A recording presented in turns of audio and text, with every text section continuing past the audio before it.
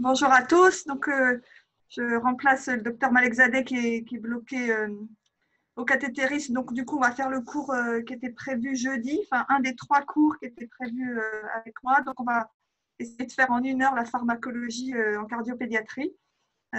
Et vous voyez qu'en plus de ce cours, vous pouvez vous rapporter au site internet du service, donc carpedem3c.com, où les protocoles, l'ensemble des protocoles utilisés dans le service sont en accès libre et mis à jour. On essaye à peu près tous les 6 mois. On va en fait aujourd'hui parler d'un peu tous ces médicaments qui sont présentés de façon très didactique sur le site. Donc, on va parler principalement des prostaglandines, qui est quand même le médicament phare de la cardiologie pédiatrique, avec 4 grands groupes d'indications. Les cardiopathies ductodépendantes pour la perfusion pulmonaire, et on va les citer tout à l'heure, les cardiopathies ductodépendantes pour la perfusion systémique, les coartations d'aorte pour, lorsqu'elles sont constituées, qu'il y a une dysfonction VG, diminuer la contrainte de celui-ci en diminuant l'obstacle, et les indications dans la transposition des gros vaisseaux, une fois que le Rashkin a été fait, et si le mixing est insuffisant, on va pouvoir rouvrir le canal artériel. Donc, un médicament ancien. Vous voyez cette première publication en 79, hein, c'est 76, la découverte des prostaglandines de synthèse, et donc le premier papier qui relate l'utilisation dans la transposition des gros vaisseaux et dans la psy de 79, et un papier de 2016 qui confirme qu'il faut utiliser les prostaglandines dans les cardiopathies ductodépendantes. Donc, vous voyez que on est bientôt 40 ans après, et ce médicament est toujours très utilisé dans les unités de cardiologie pédiatrique. Et donc, si on parle en groupe pour avoir un peu des idées claires sur quand est-ce qu'on va prescrire ce médicament, donc pour la perfusion pulmonaire, donc bien sûr toutes les atrésies pulmonaires, quelles qu'elles soient, et quelle que soit l'anatomie intracardiaque sous-jacente, donc bien sûr les abscies, mais également les absceaux. On verra que dans les absceaux, un certain nombre de patients gardent leur canal artériel ouvert d'emblée, donc c'est pas la peine de mettre des prostaglandines parce que ça serait dommage d'en mettre à des enfants qui n'en ont pas besoin. Et donc c'est si la désaturation est profonde et que l'enfant devient prostaglandino-dépendant et non plus ductodépendant et qu'il faudra l'opérer.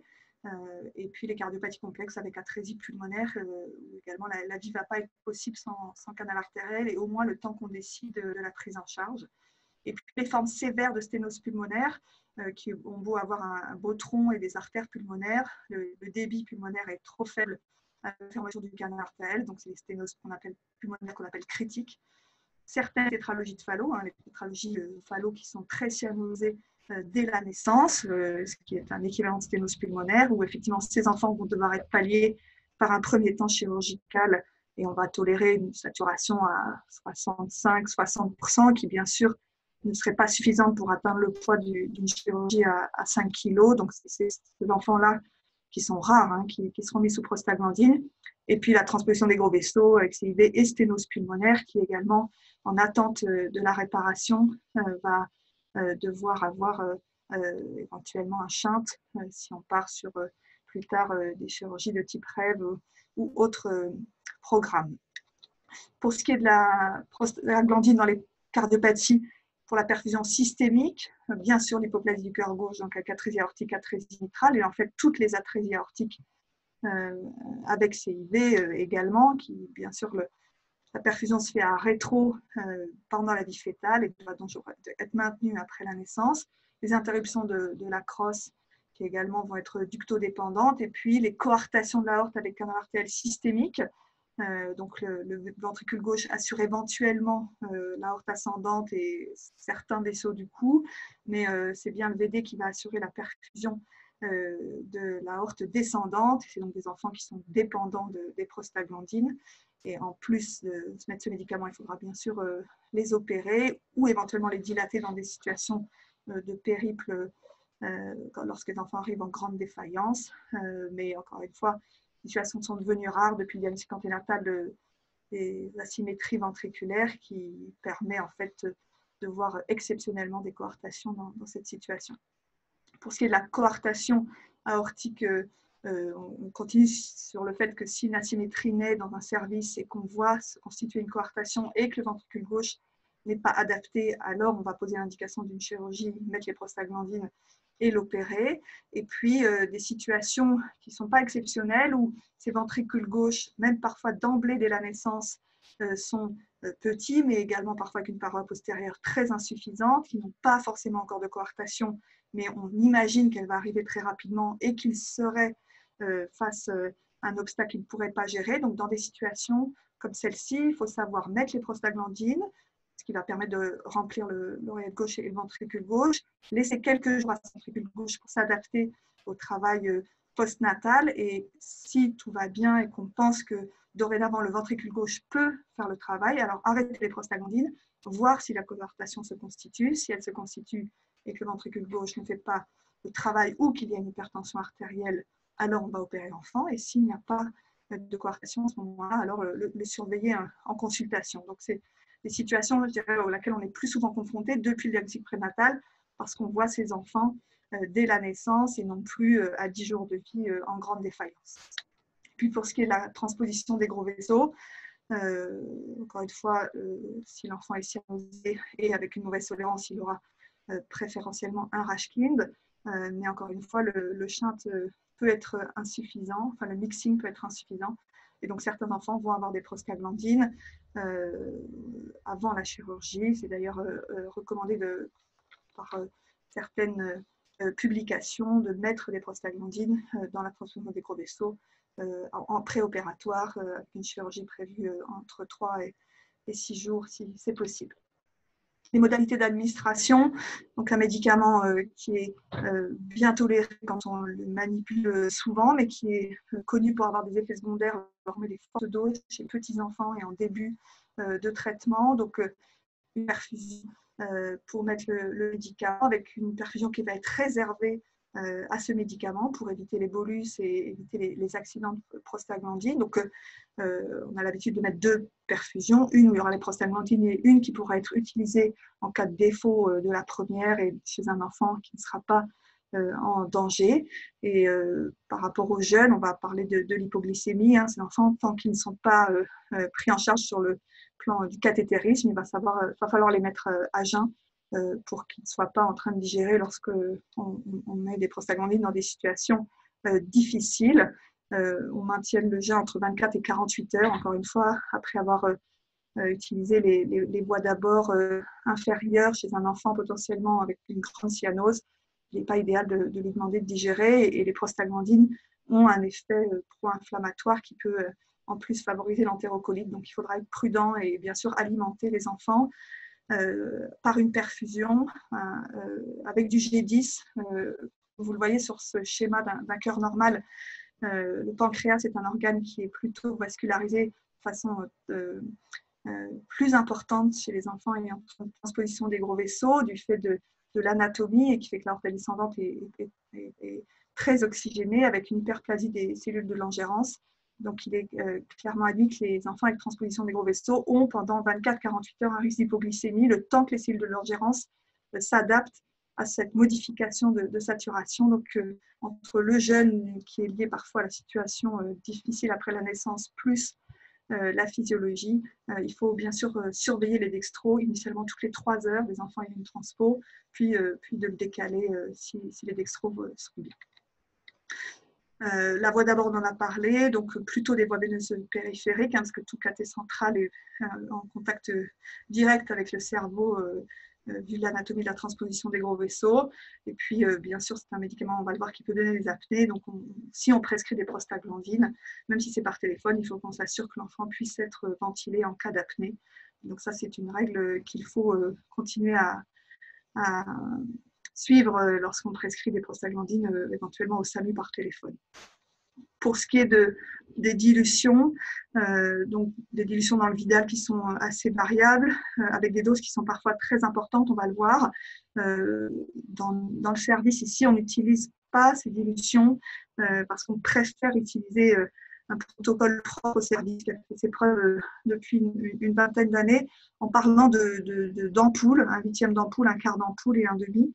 Ça permet en fait d'avoir des doses moins fortes pour des cardiopathies qui sont choisies en fonction de cette fameuse perfusion pulmonaire ou systémique. Et vous voyez quand on a la vie dépend d'une perfusion pulmonaire, on va être à 1/8. Quand c'est le système, c'est 1/4. Quand on a une coartation de l'aorte constituée, on est à 1/2. Et quand on est en prévention de constitution de la coartation, donc comme on voit dans la symétrie, 1/8. Et c'est également le cas dans la transposition des gros vaisseaux.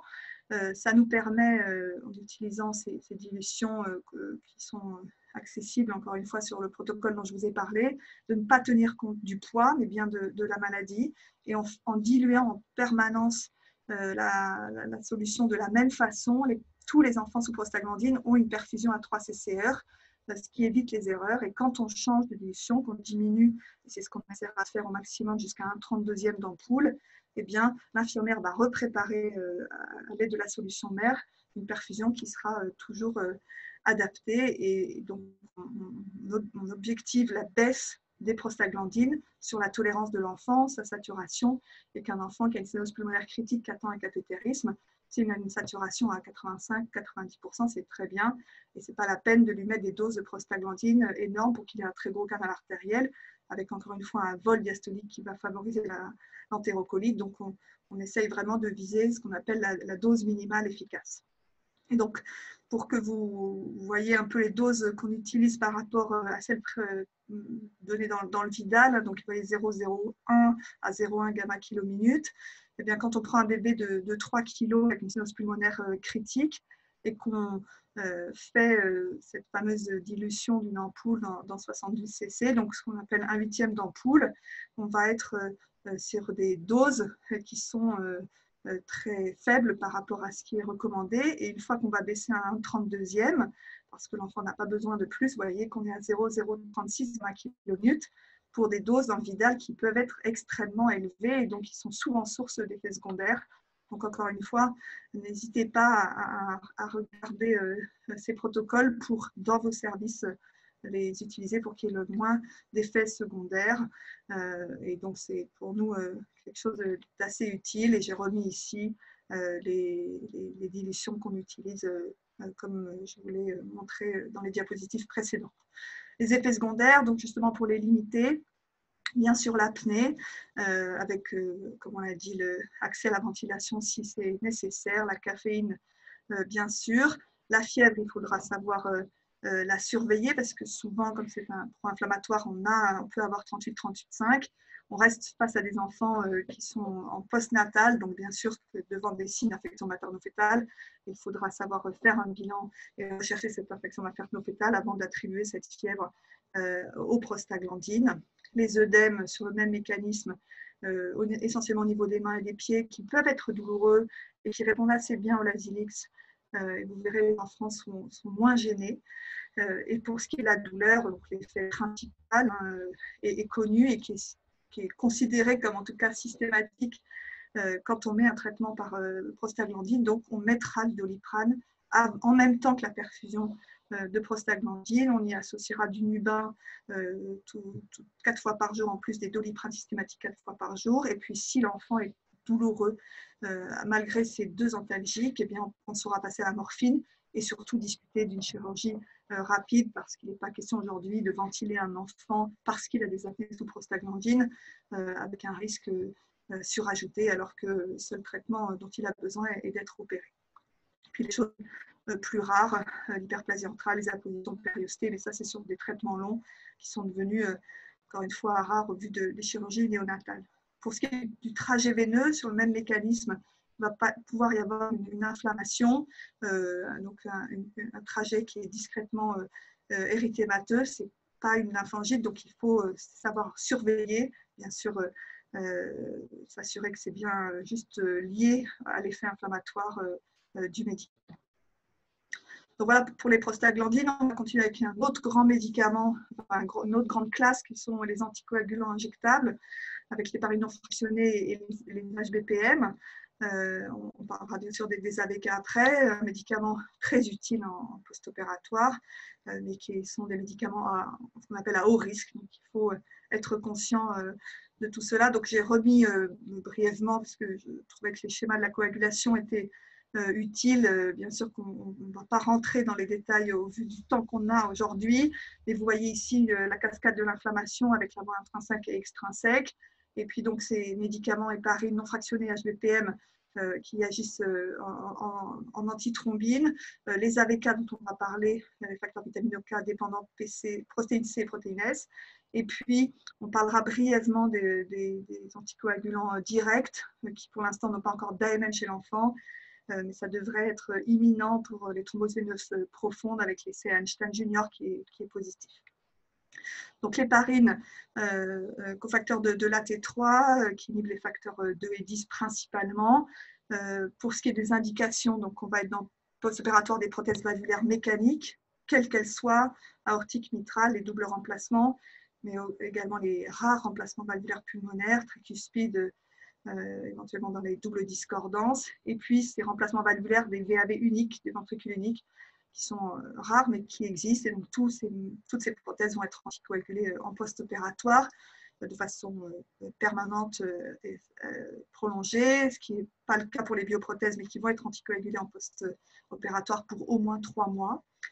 En post-opératoire de DCPT, on parlera de la prise en charge sous AVK qui est encore très discutée, mais pour ce qui est du post-opératoire, le risque de thrombose est suffisamment élevé pour que ces enfants soient protégés par l'héparine curative. Les anévrismes de Kawasaki avec les nouvelles recommandations de 2017 sur des Z-scores à plus de 10 ou des valeurs absolues à plus de 8 mm. Et puis là aussi un sujet débattu dans la prévention des thromboses intracavitaires, je dirais les cardiomyopathies dilatées, ça c'est, on va dire, discuté et au moins recommandé quand on inscrit un enfant sur liste de greffe. En tout cas, dans notre centre, devant des myocardites graves, avec des enfants qui peuvent récupérer très rapidement adatingrom une fonction avec des micro-emboles qui sont fixés sur l'endocarde extrêmement inflammatoire. Donc, il faut, dans les myocardites graves, quand on met des drogues, mettre de l'héparine en association.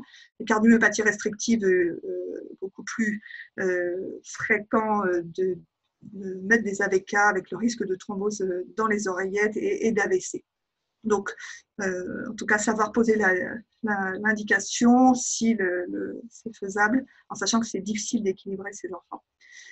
Les thromboses artérielles et veineuses, qui sont des événements rares chez l'enfant, en tout cas pour ce qui est de l'embolie pulmonaire, de la thrombose veineuse profonde, post-opératoire sur cathé central, on va en parler, elle est assez fréquente.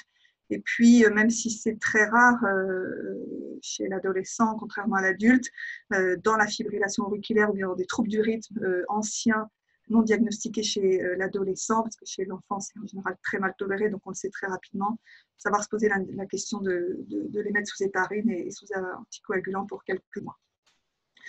Ça, c'est les indications post-cathétérisme, donc plutôt des durées courtes. Donc là aussi, parfois des différences de pratique entre centres, mais chez nous, quand on pose une prothèse de CIA et exceptionnellement des prothèses de CIV, le cathétériseur souhaite qu'on anticoagule les enfants pendant le cathé, bien sûr, et après par l'Ovenox.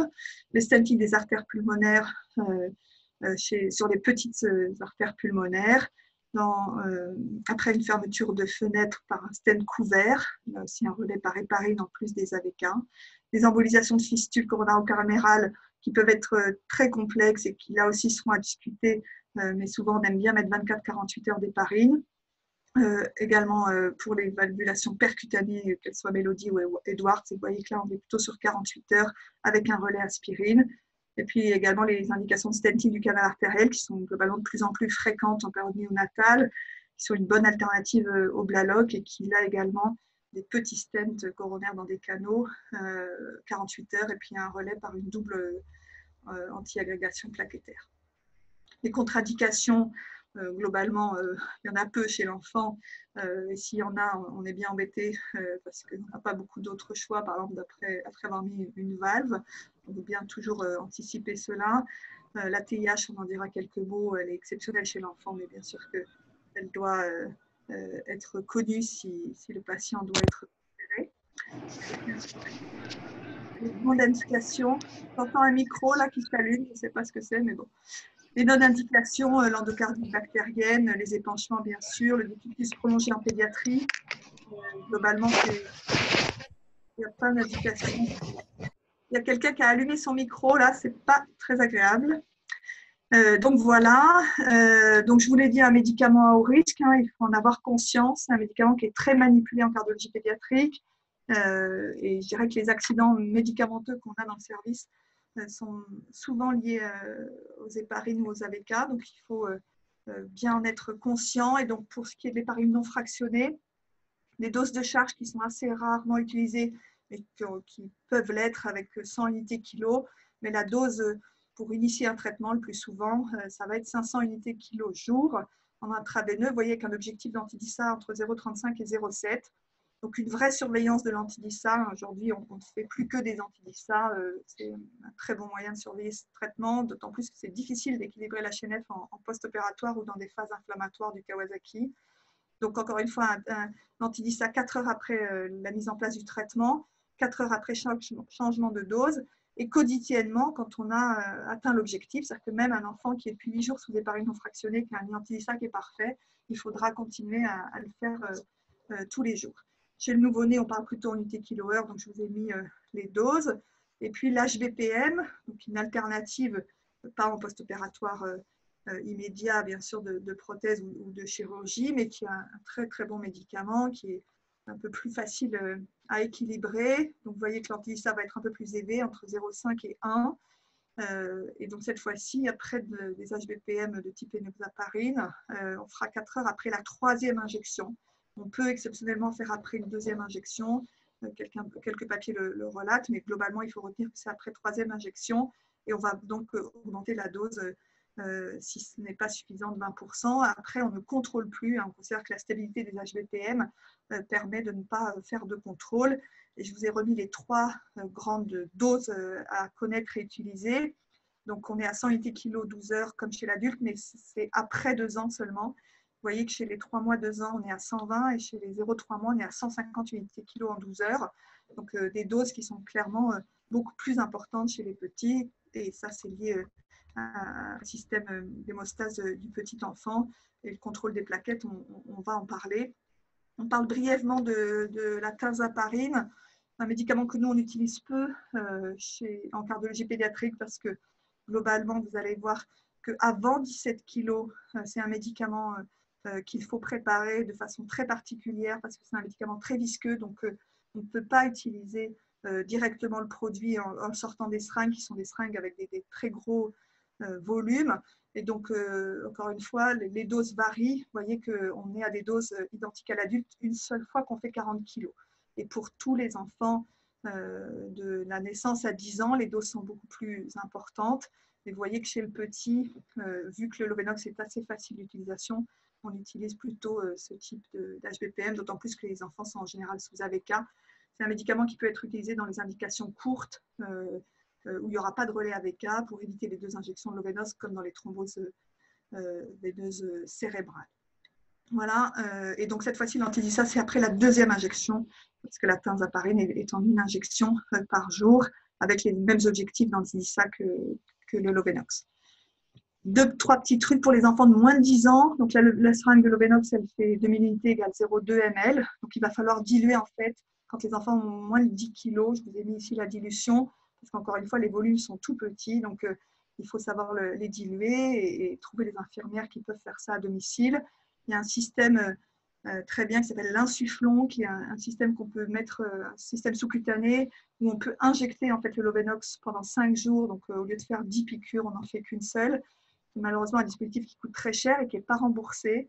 Donc parfois, les HAD trouvent des systèmes pour obtenir ça, mais globalement, c'est malheureusement encore très cher et du coup, les enfants sont souvent piqués. Pour ce qui est du contrôle de plaquettes sous HNF ou HBPM, étant donné qu'on est en général dans notre spécialité dans un contexte chirurgical, vous voyez qu'il faut bien sûr contrôler avant le traitement et puis dans les 24 heures après le traitement et après le rythme. C'est 2 fois par semaine pendant 1 mois, 1 fois par semaine jusqu'à l'arrêt du traitement. Et ça reste vrai, je vous parlais de la TIH, elle est rare, mais en tout cas, elle peut être extrêmement sévère. C'est la pire des complications de ce médicament. Donc, même si ça aussi, c'est compliqué de faire des bilans aux petits-enfants, il faut contrôler les plaquettes de façon régulière, d'autant plus que nos enfants vont être souvent exposés pendant de nombreuses années à l'héparine, surtout s'ils risquent d'être multi-opérés. La fonction rénale, j'en ai pas parlé avant, on doit la regarder avant toute mise sous héparine, mais c'est, je dirais, le bilan préopératoire. Et pour ce qui est des HBPM, elles sont contre-indiquées en cas d'insuffisance rénale sévère et déconseillé en cas d'insuffisance légère ou modérée. Donc, encore une fois, c'est assez rare chez l'enfant, mais ça reste un effet à prendre en compte avant de mettre ces traitements. Pour ce qui est du préventif, donc globalement 1 fois par jour, c'est globalement très rare comme je vous l'ai dit, mais attention à l'adolescent pubère qui serait hospitalisé et alité de façon prolongée. Et donc là, on est dans du Lovenox 4000 1 fois par jour, avec des bas de contention pour éviter bien sûr la thrombose. Et encore une fois, si on a un contexte chirurgical, il faudra savoir contrôler les paquettes, même si le rythme sera éventuellement moins important. Quels sont les accidents de l'héparinothérapie? L'hémorragie principalement, avec heureusement un antidote qui est le sulfate de protamine. Donc, je vous ai remis les doses et savoir l'utiliser. Encore une fois, c'est rare, c'est tout à fait possible qu'on se retrouve à gérer cela. Et donc, c'est un médicament qu'il faut avoir dans le chariot d'urgence.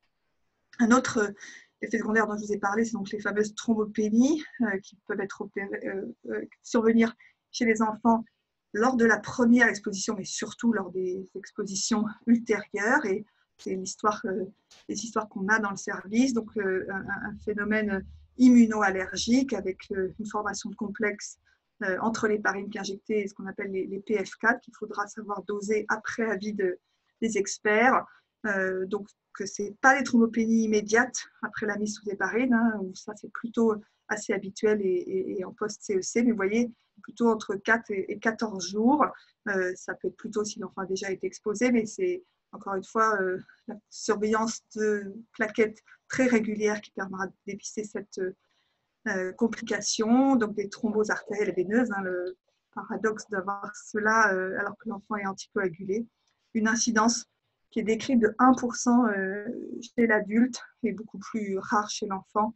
On a rencontré en 12 ans 3 enfants avec une réelle TIH, en sachant que c'est sur des milliers de malades opérés depuis une dizaine d'années dans le centre. Donc un mécanisme immunologique qui impose l'arrêt du traitement et surtout, et ça c'est vraiment un conseil, faites-vous aider du laboratoire d'hémostase de votre site parce qu'il y a vraiment des référents entre la pharmacovigilance qui est une déclaration obligatoire et le laboratoire d'hémostase, vraiment un très bon relais parce que c'est tellement rare chez l'enfant et par contre très bien connu chez l'adulte que ce sont vraiment pour nous des personnes qui vont nous aider dans la prise en charge. Devant une thrombopénie importante, il faudra bien sûr rechercher les thromboses artérielles et veineuses cliniques, échographiques, et avec ces dosages de dédimère et fibrinogènes, discuter le dosage des anticorps anti-PF4, mais encore une fois, il y a des scores et on ne fait que si le score est élevé parce qu'on peut trouver des anticorps anti-PF4 en post-CEC et se retrouver face à des diagnostics incertains. Encore une fois, la pharmacovigilance va faire un travail sur plusieurs mois suite à votre déclaration obligatoire pour donner un certificat s'il y a une vraie TIH au patient. L'orgarant est le médicament qui va pouvoir être donné aux patients qui ont une indication formelle à une anticoagulation intraveineuse ou sous-cutanée. Et puis encore une fois, je vous ai mis la forme de l'ampoule, mais sûrement pas les dosages parce que c'est très discuté. Et même quand ça nous arrive, à nous, on prend le temps de parler avec les hémostasiens pour décider de ce qu'on va mettre en fonction, bien sûr, du gabarit de l'enfant. Donc voilà, le plus fréquent, c'est l'HNF, hein, mais ça peut exister avec l'HVPM et la danaparoïde. Donc il faut bien sûr savoir qu'il y a des formes croisées. Encore une fois, j'espère vous avoir convaincu qu'il faut se faire aider pour surtout ne pas exposer ces patients à des risques supérieurs à ceux qu'ils ont déjà. Le relais des AVK, ça permet justement de limiter l'exposition à l'héparine et donc limiter le taux de TIH, donc indispensable une fois que bien sûr les patients n'ont plus de prothèses importantes de type sonde d'entraînement, électrode, parce que bien sûr une fois qu'il y aura les AVK, ça sera compliqué s'il y a une hémorragie. On va passer assez vite parce que le temps passe sur les mécanismes d'action, mais vous connaissez la vitamine K, les 4 facteurs vitamino K dépendants et protéines C, protéines S. Je vous ai remis le petit schéma. Et donc, le switch, il va se faire chez un enfant qui est parfaitement anticoagulé par héparine. avec un médicament à demi-vie longue. Donc en France, il faut utiliser la coumadine ou warfarine après avoir émis les contre-indications. Et on va parler brièvement de l'éducation. Et on pourra arrêter l'héparine lorsqu'on aura eu 2 INR dans la zone thérapeutique sur 2 prélèvements successifs.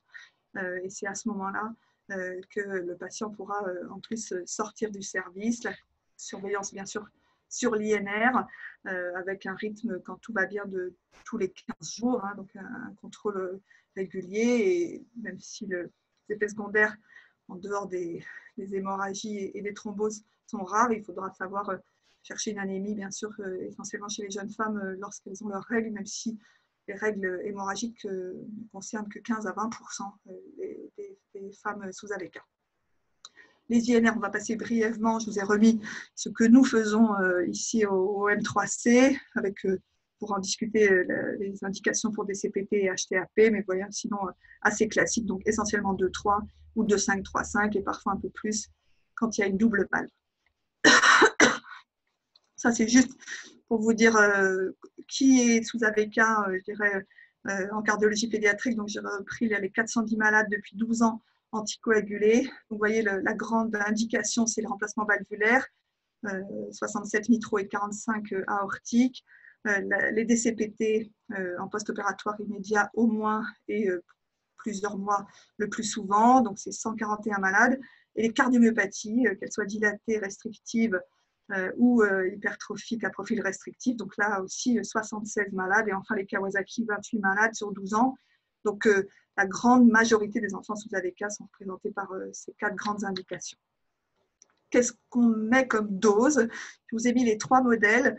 Le modèle de Chest, qui est la référence, qui date de 2012, mais vous voyez qu'ils disent bien que c'est après l'âge de 10 ans et on est à 0,2 mg/kg. Ce qui semble des doses en fait très importantes par rapport à ce qu'on utilise en pratique. Un modèle anglais qui est plus proche de la réalité, parce qu'entre 2 et 12 ans, vous voyez qu'on arrive à 1 mg, 0,1 mg kilo, et après 12 ans, 0,08. Et j'ai écrit ici ce qu'on utilise, nous, depuis longtemps, avec un algorithme d'initiation que je vais... j'espère un jour pouvoir publier, mais qui est très utilisé et dans lequel on est très content. Vous voyez que pour un INR entre 2 et 3, en dessous de 20 kg, on va partir à 2 mg par jour. Hein, c'est-à-dire qu'on ne parle pas en milligrammes kilo, ce qui rend compliqué l'utilisation des comprimés. Entre 20 et 30, on sera à 3 et au-dessus de 30, on sera à 5 en initiation. On va faire ça pendant 2 jours et regarder l'INR à J3 et après trouver un dosage sur une semaine, une petite semaine, on va dire, avec des alternances éventuellement de 2 et 3 ou 3 et 4 et ainsi de suite. Et pour les INR entre 2,5 et 3,5, on commence un milligramme en plus sur chaque tranche. Encore une fois, ce n'est pas le sujet, mais c'est pour vous dire que c'est validé, en tout cas dans notre service depuis de nombreuses années.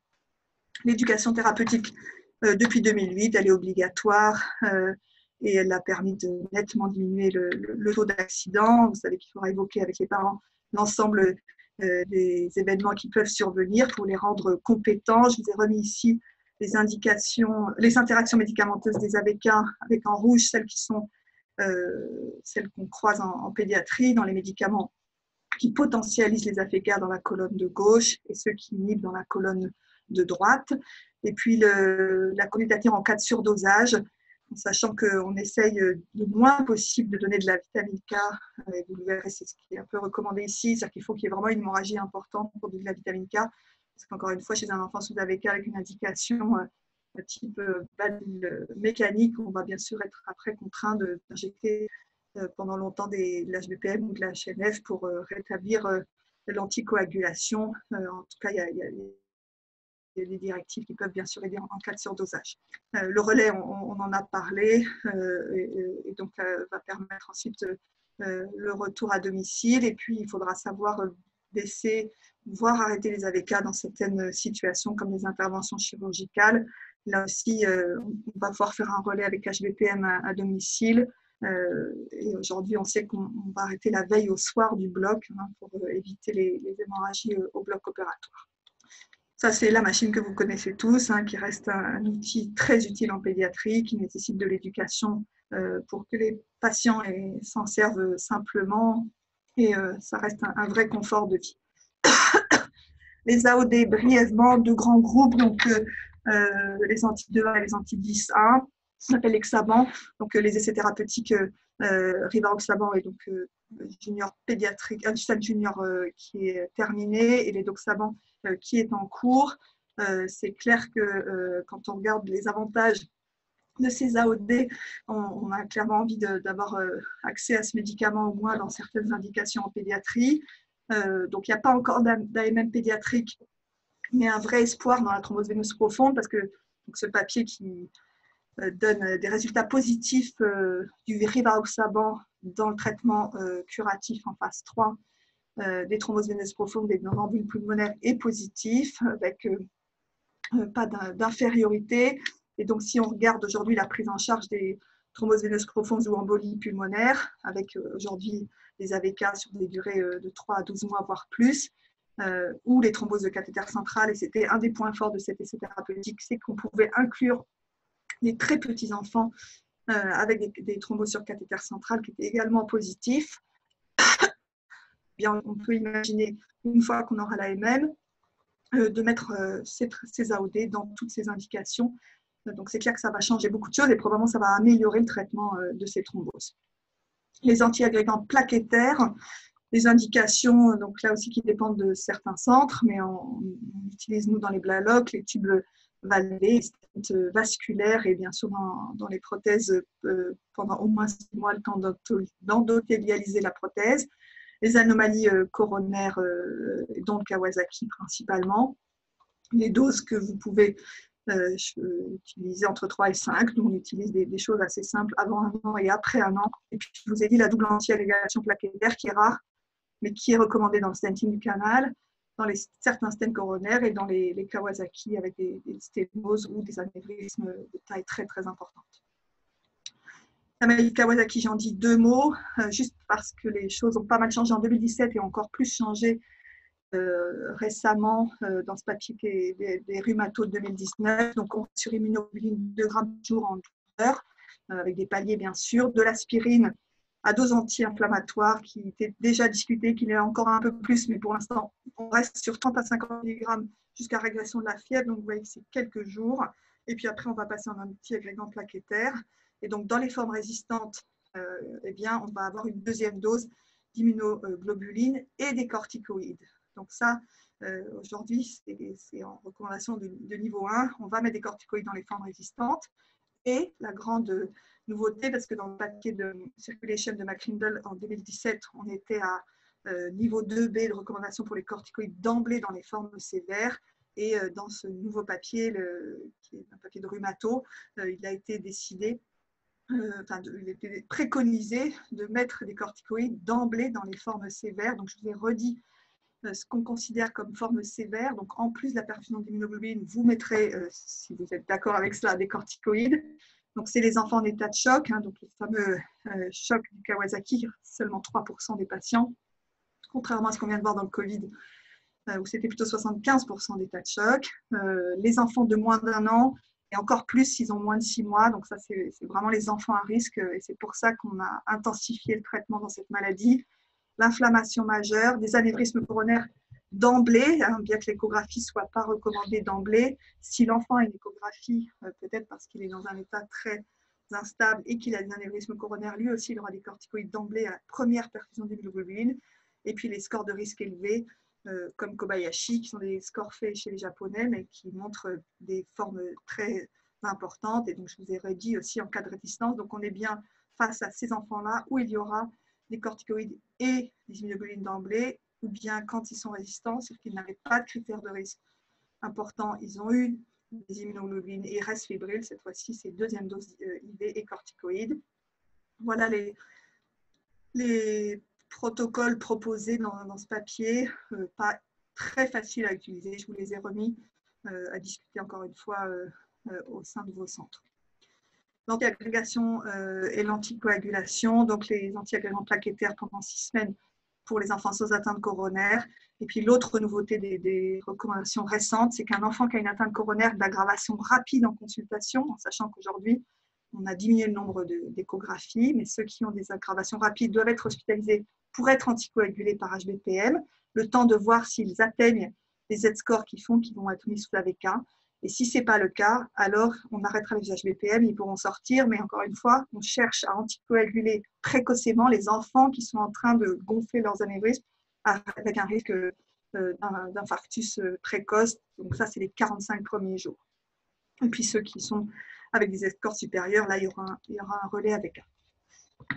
Insuffisance cardiaque, je ne suis pas sûre qu'on va pouvoir le faire en 6 minutes, mais bien sûr traiter la cause, si elle est possible, une coartation bien sûr, ou d'autres maladies comme l'ALCAPA et toutes les insuffisances cardiaques opérables. Le traitement symptomatique, et puis on garde à l'esprit qu'un nouveau-né, un nourrisson va plutôt avoir des difficultés alimentaires, une stagnation pudérale, alors que les plus grands vont avoir du bas débit, des douleurs abdominales, des diarrhées. Donc c'est bien sûr des choses qu'il faut connaître en plus des autres signes d'insuffisance cardiaque. On ne va pas rentrer dans les détails des traitements inotropes, mais en gros, 3 grands types, hein, les catécholamines, donc Debu et Adré, qui vont agir sur le récepteur alpha et bêta 1, le chorotrope qui est assez utilisé, qui a l'avantage d'être vasodilatateur inotrope, donc assez prescrit dans notre spécialité dans les situations, on va dire, moins urgentes que l'Adré, et puis le levosimendan, qui reste un médicament de centre de référence en réanimation chirurgie cardiaque, très rares indications, avec une sensibilisation du myofilament au calcium qui se fait en cure pour tenter de récupérer une fonction ou en tout cas de retarder l'insuffisance cardiaque terminale qui nécessiterait la mise en place d'une écho. Bien sûr, les diurétiques en traitement symptomatique avec l'Azilix et une surveillance dans les situations de détresse aiguë, bien sûr par un bilan entrée-sortie, de la natriurèse, de la natrémie et du poids. On pourra bien sûr le prescrire pour qu'il soit utile et monter les doses comme cela est nécessaire. Et puis on n'oubliera pas bien sûr les traitements non médicamenteux de l'insuffisance cardiaque aiguë, avec la restriction hydrique, essentiellement, on va dire chez les grands, parce qu'il y a une hydratation intracellulaire. Il n'y a pas d'indication à faire des régimes hyposodés chez l'enfant, parce qu'encore une fois, ils sont souvent en hydratation extracellulaire, et donc si on leur baisse encore leur volume en diminuant les apports de sel, ils vont encore avoir plus de mauvaise tolérance du bas débit. Donc il vaut mieux, on dit toujours, respirer un peu vite et être vivant que de respirer, d'être apnéique, mais d'être en grand bas débit. La ventilation, bien sûr, non invasive ou invasive, avec aujourd'hui une vraie place pour la ventilation non invasive dès qu'on peut, pour limiter l'agressivité de la sonde d'intubation. Pour ce qui est de l'insuffisance cardiaque chronique, fonction de la NYHA qui n'est pas toujours évidente à évaluer chez l'enfant, mais dont l'enfant est sa propre référence. Et donc, vous connaissez les questions classiques. Est-ce qu'il joue avec ses frères et sœurs, avec ses copains, ou est-ce qu'il se met dans un coin de la cour et qu'il prend l'escalator? Et donc, c'est avec bien sûr ces choses simples de patients qu'on va pouvoir décider aussi de l'intensité du traitement d'insuffisance cardiaque chronique, avec bien sûr les IEC, des bêta-bloquants qui ont été copiés des études adultes, même si les résultats en pédiatrie sur le plan pratique ont l'air d'être bien, mais ce n'est pas évident à prouver. Voilà, on est essentiellement dans ce type de médicaments. Je dirais que le premier médicament d'insuffisance cardiaque chronique, c'est l'alimentation. Vous le savez, un enfant en insuffisance cardiaque chronique ne peut pas grossir, sécrète la leptine qui fait qu'il est plutôt anorexique alors qu'il a besoin d'énergie parce qu'il a une consommation de 30% supérieure à un individu normal. Et comme il n'a pas faim et que c'est compliqué de faire des gros volumes, on saura bien sûr céder des sondes nasogastriques chez le petit enfant en enrichissant les laits avec des solutés aujourd'hui très disponibles, énergie, Nutrini Énergie, et qui vont permettre aux enfants de garder un apport alimentaire modéré et qui seront supplémentés pendant la sieste ou la nuit. Chez le grand enfant, c'est moins vrai et globalement, l'insuffisance cardiaque terminale fait qu'on inscrit assez souvent les enfants sur liste de transplantation, mais chez le petit, on peut faire attendre pendant parfois des années des enfants avec des traitements féroces et une alimentation enrichie. Donc, il faut s'acharner à mettre ça en place et que la sonde nasogastrique ne doit pas être un problème pour les soignants ni pour les familles parce qu'elle permet de transformer l'état de ces enfants. Les IEC, donc vous pourrez regarder tout en détail, hein, mais chez le petit, on va utiliser le Lopril avec l'avantage du Noyada qui est en suspension maintenant sans ATU, donc on a accès bien plus facilement. On retient que c'est 3 mg kg jour, 1 mg kg par prise. On va contrôler la tension initialement pendant les 2 premières heures, mais après, un médicament qui est très bien toléré. Et puis, dès que les enfants font 15 kg, vous voyez qu'on va pouvoir mettre 4,5, donc 5 mg d'énalapril. Donc, il faut savoir changer ce médicament parce qu'entre 3 prises par jour et une prise par jour, ça évite de faire le PAI et ça change la vie des familles. Donc, dès 15 kg, on va utiliser plutôt le Renitec avec des surveillances. Ces médicaments sont donnés de façon prolongée, mais globalement, une très bonne tolérance. Pour les bêta-bloquants, deux types, le carvedilol ou le bisoprolol, donc bien sûr à distance d'une insuffisance cardiaque aiguë, en milieu hospitalier, avec des contre-indications des bêta-bloquants, et puis un palier de 4 heures, enfin une surveillance de 4 heures à l'instauration de chaque palier, donc un palier tous les 15 jours quand ça va bien, et bien sûr une information des parents en disant en cas d'essoufflement ou de moins bon état clinique, de contacter le centre pour discuter de la baisse à nouveau des bêta-bloquants. Pour ce qui est des diurétiques dans l'insuffisance cardiaque chronique, du Lasix, mais en gros le moins possible, ça augmente la mortalité. Et donc globalement, encore une fois, les signes congestifs doivent être traqués, mais dès qu'il n'y en a plus, il faut savoir l'arrêter. Par contre, l'aldactone sera donné en association aux IEC, avec des doses qui peuvent être assez importantes chez l'enfant par rapport aux doses adultes, qui permet, surtout s'il y a encore du Lasix, d'éviter l'hypocalémie, qui est assez rare chez l'enfant, mais qui cependant peut se voir quand les patients ont des Lasix forte dose. La digoxine, c'est vraiment la dernière ligne de l'insuffisance cardiaque et c'est discuté. Ça dépend aussi beaucoup des pratiques des centres. En tout cas, souvent, certaines personnes l'utilisent et d'autres non. Globalement, quand on est en train de discuter de ce médicament, c'est probablement qu'il faut discuter aussi de la transplantation. Et attention, quand on prescrit la digoxine, je vous le redirai tout à l'heure, mais il y a des règles, il faut écrire en lettres, il faut savoir que c'est un médicament très dangereux quand il est surdosé, donc plutôt pas d'utilisation de digoxine en consultation classique. Les anticoagulants, antiagrégants, on en a parlé tout à l'heure. Dans notre centre, on met quand l'AFE est à moins de 30%. Encore une fois, il faut un programme d'éducation très solide. C'est des enfants qui sont difficiles à équilibrer, donc à discuter. Et puis, on va insister, même si on est encore loin, mais le virus nous a tellement occupés qu'on aura quand même probablement des bronchiolites cet hiver. Donc, le calendrier vaccinal obligatoire et puis la grippe, parce que beaucoup d'enfants sont sous inagisme et il faut bien sûr que leurs parents soient protégés de la grippe. Donc, je vous ai remis, c'est pas avant 6 mois le vaccin de la grippe, je vous ai remis les dernières recommandations avec 2 injections pour les petits, une seule injection à partir de 9 ans. Et puis l'antipneumocoque. Donc voilà, c'est bien sûr indispensable quand on a une cardiomyopathie dilatée sévère d'éviter les infections qui peuvent être mortelles. Donc encore une fois, des choses simples, ça coûte 6 €, c'est moins cher que le Synagis, qui est également une indication, mais encore une fois, chez les moins d'1 an, dans les formes très sévères de cardiomyopathie, donc on est dans des indications exceptionnelles. L'ordonnance type, donc j'ai mis exprès le support nutritionnel pour que bien sûr tout le monde le fasse. Les IEC, donc on est à 3-4 mg au jour. Le bêta-bloquant, et j'insiste, c'est la dose finale une fois que vous avez fait les 4 paliers, et l'aldactone. Et si on peut s'arrêter là, c'est bien. Et déjà, ça fait beaucoup de médicaments pour les parents et les enfants. Là, je tapais comme Marine vient de le faire. Je vais passer, mais vous aurez les diapos qui redisent probablement ce que vous avez évoqué pendant le cours. J'ai remis un peu tout ce qu'on a mis dans ce fameux protocole sur l'utilisation. Je dirais que pour la nifedipine, donc l'HTAP réactive, le grand message, c'est qu'il faut bien donner du LP et faites attention parce que si ce n'est pas écrit sur l'ordonnance, on peut avoir des rebonds terribles sur de la dalate. Donc ça, c'est une des choses indispensables à noter sur l'ordonnance. Le sildenafil avec peu d'effets secondaires et puis le traclyr avec cette surveillance biologique du foie et de l'amélioration qui est obligatoire et qui doit faire partie également de l'éducation des enfants et des parents pour que ce soit eux-mêmes qui se fassent prélever tous les mois pour surtout qu'on puisse garder à disposition ce médicament. Les autres traitements, vous en avez parlé.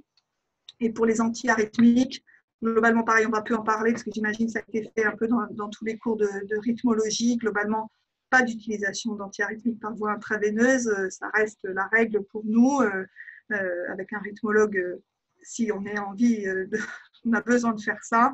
Par contre, les 2 médicaments, c'est bien sûr strialine ou crélosin et l'avlocardil. Donc, je vous ai remis ici les indications, bien sûr, du crénosin que vous connaissez, et puis parce que c'est important d'avoir tous ces protocoles dans les postes infirmiers, les précautions d'emploi, avec bien sûr l'estomac vide, une perfusion vérifiée qui est proche du cœur et non pas au bout des pieds pour pas que l'adénosine se dégrade. Une seringue qui contient que le crénosin, sans dilution importante pour qu'on puisse faire le flush derrière. Et puis, bien sûr, l'atropine qui est prête si le ralentissement était trop important, mais en général, on en a rarement besoin et c'est d'autant plus, il faut éviter parce qu'on a quand même envie que l'enfant n'ait pas besoin d'une nouvelle dose. Et puis, chez le grand enfant, c'est globalement pas bien toléré, hein, une vraie malaise vagale qu'on crée, donc une prémédication par hypnovelle. Bien sûr, un enregistrement de l'ECG, donc la première dose à 0,3 mg kg, et on peut augmenter à 0,5 mg kg, et on enregistre bien sûr pour avoir le diagnostic le plus souvent de l'ATJ, pour avoir le diagnostic causal. La myodarone, pareil, une utilisation très répandue en pédiatrie, avec un bilan thyroïdien avant la mise en place du traitement pour ne pas attribuer une dysthyroïdie à ce médicament, puis un mois, puis régulièrement dans le suivi, une surveillance du QT, bien sûr. Les effets secondaires à contrer avec, bien sûr, ce qu'on craint, c'est l'atteinte de pneumopathie interstitielle, qui est rarissime, mais qu'il faut savoir rechercher en cas de symptômes. Les posologies, donc c'est dose de charge 500 mg par mètre carré pendant 5 à 7 jours, et puis après on passe à 250 mg mètre carré, et rarement on va pouvoir mettre plus en initiation de traitement. Pour ce qui est des bêta-bloquants, là aussi des indications que vous avez vues dans différents cours, les contre-indications bien sûr à connaître et qui sont indispensables à regarder avant la mise en place d'un traitement. Les associations médicamenteuses, je vous ai remis donc les 3 médicaments principaux qu'on utilise, avec pour chacun, et puis en cas d'intoxication, de l'atropine, de l'égyprel, mais aussi du glucagon. Et là aussi, ça doit se retrouver dans les chariots d'urgence. Malaise de Fallot, là aussi, on a le droit de mettre des anti-arythmiques par voie intraveineuse, en plus d'avoir rassuré l'enfant, de l'avoir calmé, de lui avoir mis du Valium intrarectal qui marche très très bien. Et on va, si l'enfant n'a pas de perfusion et qu'il est mieux après son Valium, lui poser une perf pour un éventuel prochain malaise. Ou bien si ça ne se suffit pas, en sachant que si l'enfant se met à crier parce qu'on lui pose une voix d'abord, c'est souvent un peu compliqué. Et donc si on a la voix d'abord parce que le malaise persiste, on va donc utiliser l'avlocardil avec cette fameuse dilution d'1 millilitre égale 1 mg dans 4 millilitres de G5 et injecter 1 mg progressivement jusqu'à ce que le souffle réapparaisse.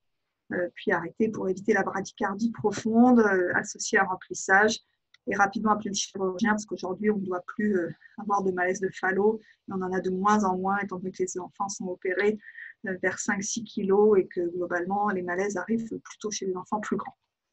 La digoxine dans la série des antiarythmiques, donc j'ai remis ici un peu plus d'informations que dans le cours d'insuffisance cardiaque, avec attention les diminutions de dose quand il est associé à d'autres antiarythmiques.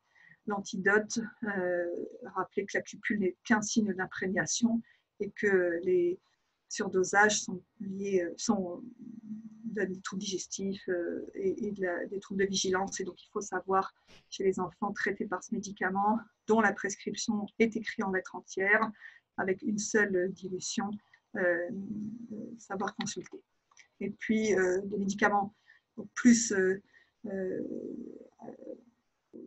manipulés par les rythmologues, donc le verapamil ou l'isoptine, la flécaïne. Donc, je vous ai à nouveau remis les indications, les recommandations et les dosages, et bien sûr les signes d'intoxication avec le lactate de sodium qui peut être utile dans la flécaïne, une intoxication très grave et qu'on craint parfois dans les familles où ces médicaments traînent au mauvais endroit.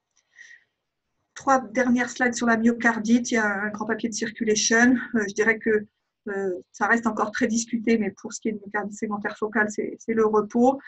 Juste un mot sur les myocardites graves fulminantes de l'enfant. Je crois que ce qu'il faut, c'est vraiment rapprocher les enfants d'un centre où on pourra les mettre en ECMO si c'est nécessaire.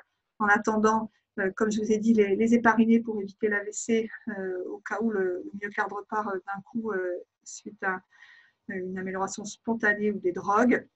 Et puis aujourd'hui, encore des discussions sur les immunomodulateurs, on va dire en général. Encore une fois, l'idée est de savoir mettre les enfants en ECMO parce qu'une myocardite, même sévère, peut récupérer adatingrom en quelques jours ou quelques semaines et que c'est un bon bridge à la récupération. Et si ce n'est pas le cas, alors discuter éventuellement d'une transplantation.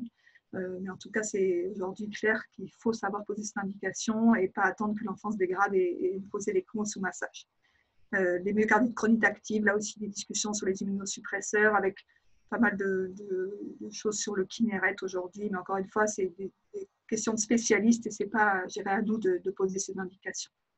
Donc voilà, les études qui reprennent un peu les cohortes pédiatriques où on peut encore une fois discuter de corticoïdes et d'immunoglobulines comme on le fait dans le Kawasaki. Voilà, on est terminé. Je crois qu'on est à 1 heure, je ne pensais pas que c'était possible. On a passé assez vite et encore une fois, le site, si vous voulez avoir ce document dans votre poche en téléchargeable. Je vois Bravo, Pascal Fanny. Amédro. Voilà. C'était super. Je te sentais essoufflé sur la fin, mais c'est un challenge là de faire tout ça en. Ouais, je suis masquée. Je ne sais pas si on me voit en fait. Alors non, moi je ne te vois pas, mais si tu peux mettre ta caméra si tu veux. Je ne sais pas. Ouais, mais en fait voilà, je suis masquée, mais c'est une habitude. Attention, tout est enregistré. Hein. Voilà. Ah mais je suis à contre-jour. Ça y est, on te voit à contre-jour. Voilà. Donc c'est disponible et à vous. Et normalement, la dernière diapo, c'est primum non nocere. Globalement, en cardiologie pédiatrique, on a quand même beaucoup recours à la chirurgie et l'idée, c'est que moins on a de médicaments, mieux on se porte et qu'en fait, il vaut mieux être opéré d'une CIV à gros débit avant d'avoir des médicaments inutiles, mais une bonne nutrition et du fer et de la chirurgie, je crois que c'est quand même le message. Est-ce que vous avez des questions pour Fanny? Cours très explicite, merci. Les petits commentaires qui s'affichent en direct là. Et moi, je ne vois pas les questions, c'est ça? Si, tu peux les voir. Normalement, tu peux les voir. Juste une question sur les antiarythmiques IV.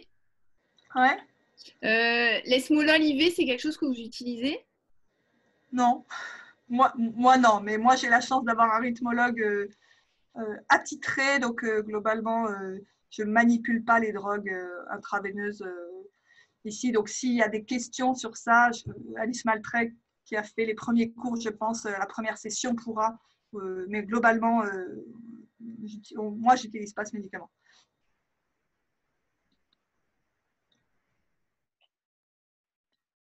Est-ce qu'il y a d'autres questions?